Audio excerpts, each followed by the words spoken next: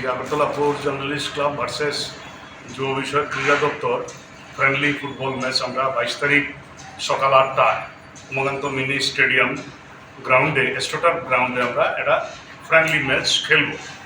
সেখানটায় Agartala sports journalist ক্লাবের উদ্যোগে এবং সহযোগিতা তৎসঙ্গে যুব বিষয়ক ক্রীড়া দপ্তর উদ্যোগ এবং সহযোগিতা মিলেমিশে একাকার হয়ে যে ফ্রেন্ডলি ফুটবল ম্যাচটা হবে, সেখানে আপনাদের মাধ্যমে মেসেজটুকু থাকবে যারা ক্রীড়ামোদী দর্শক, আপামর খেলোয়াড়বৃন্দ এবং যারা খেলাধুলা ভালোবাসেন, সকলে আপনারা 8টায় উমাকান্ত মাঠ প্রাঙ্গণে আসবেন। ওখানটায় রাজ্যের মাননীয় ক্রীড়ামন্ত্রী, যুব বিষয়ক ক্রীড়া দপ্তরের মন্ত্রী, তৎসঙ্গে social welfare, social education, labour extra department শ্রীযুক্ত টিঙ্কুরা মহোদয়, honourable minister government of Tripura এবং ডাইরেক্টর, সঙ্গে school sports board, Paimong Mog, general secretary, ডিগনেটারিজগণ অনেকেই থাকবেন।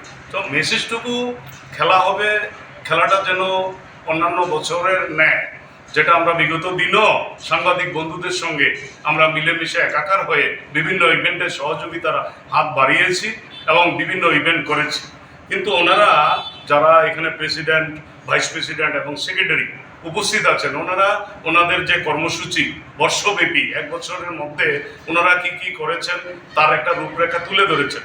সেটা ইনস্যুরতে হোক বা বিভিন্ন কর্মসূচি হোক, প্রাইজ গিভিং সেরিমনিতে পার্টিসিপেশন হোক, এই জন্য ওনাদের আমরা ত্রিপুরা স্কুল স্পোর্টস বোর্ডের পক্ষ থেকেও শুভেচ্ছা অভিনন্দন জানাচ্ছি।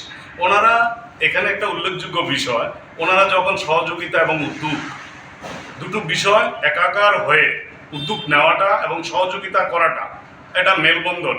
ক্রীড়া দপ্তরের প্যারেন্ট অথরিটি এক কথায় রাজি হয়ে গেছেন এবং প্রীতি ম্যাচটা আমরা 22 তারিখ উমাকান্ত মাঠ প্রাঙ্গণে, আবারও বলছি, আমরা করব। আপনাদের মাধ্যমে বার্তা থাকবে, সকলের উপস্থিতি একান্তভাবে আমরা কামনা করছি। পরিশেষে থ্যাংক ইউ সো মাচ।